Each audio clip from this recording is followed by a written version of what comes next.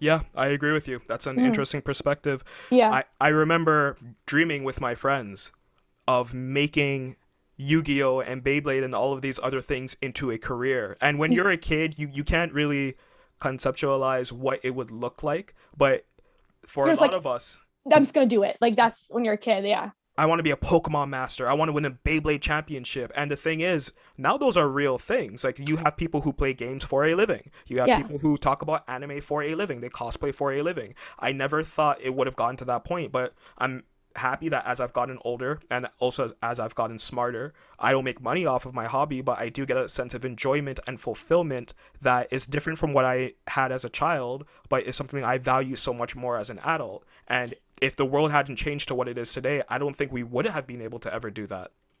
Yeah, I think especially like as a kid, when you saw like, for example, like Yu-Gi-Oh! Abridged series or like the Naruto Abridged series that were really popular back then. When I was a kid, I never considered, oh, they're making money or they're doing this for, I don't know what I just considered. I just thought this is just funny. And I think that I got older, I kind of know more now, like there were passion projects. And when they got visited to conventions and that's when they got paid and you kind of got hit with this starstruck with them. I feel like when you get older, that's when that oh wait, this is more than just passion. You have to make a living and you have to, but you also want to enjoy yourself too, because especially with like seeing those around you, maybe older, maybe family members who just aren't enjoying their jobs, and you're like, well, I don't want to do that. I want to be a nerd my whole life because that's literally my whole life.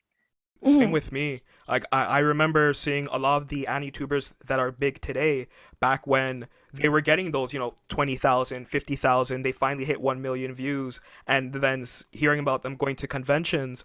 And it was like, is this really happening? Are they really making it into a career? But now those same AniTubers have one of the most watched podcasts on all of YouTube. Yeah. And you see them creating really great content. And it's great to see people be able to take what they loved and stuck with as passion projects and make it into a very lucrative career.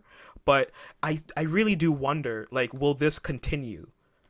Is anime in a place right now where it's looking very good because more people are into it and they're accepting it? They always heard of anime, but they never really got into it. But now there's something for everybody.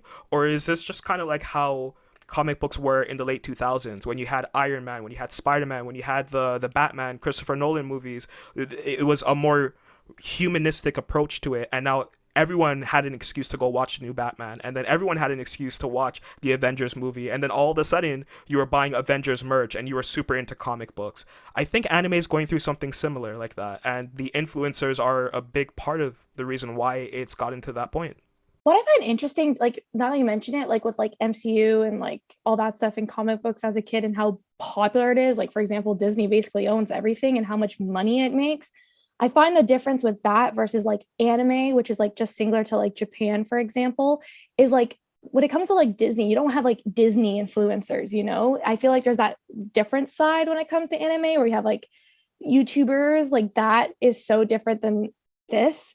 But I feel like it's so weird because I feel like it will get bigger, but I feel like there's going to be a lot more conversations about mediocrity, and like people always call that out even now, like a lot of isekai animes, for example, or they're just like thrown out to make money. And I feel like a lot of people are like, this is mediocre, but like when people make content about that anime being mediocre, it brings more views to it. It's kind of like it's just like an endless loop, but I still think it's going to get bigger because it's massive. I mean, ever since Netflix picked up a few animes and got them a little bit popular, it resurged like crazy. Like for like Attack on Titan was really popular when I was in high school, then it died out and then Netflix took it and now everyone I know is a big fan of it. Yeah, It's yeah. just I just feel like it might, I feel like it never dies and when it does like kind of slow down, it comes back with a vengeance. It was so interesting during that era because that was the era of like a Cell World, Tokyo Ghoul, Sword Art Online, Oh yeah. ALT, and like I remember Netflix having really bad anime at the time. Like they had like Fate Stay, which like no one was really into the Fate series, and when I saw Fate Stay, and I didn't know what it was. Obviously, like I grew to like it and everything, but Yeah, Fate's one of those series like you got to start from the beginning or it doesn't make sense. And then I remember seeing it on there. I was like, I don't know what's going on. Like this has makes no sense. And then my friends who are super into it, they're like, yeah, it's like a weird random one in the series. So I don't know why they put it on Netflix. Yeah, I remember they had really crappy stuff on there. and they've come so far since. Now it's like Netflix and Amazon and Crunchyroll and Funimation, and like there are so many different streaming platforms, and they all have their animes, and there's exclusive animes to these platforms. What has happened in the last 10 years is so amazing when it comes to anime, and I do think it's going to get bigger. I don't know in what direction it's going to go in, but whatever direction it does, I think it's going to be very interesting. I think the conversations are going to be great.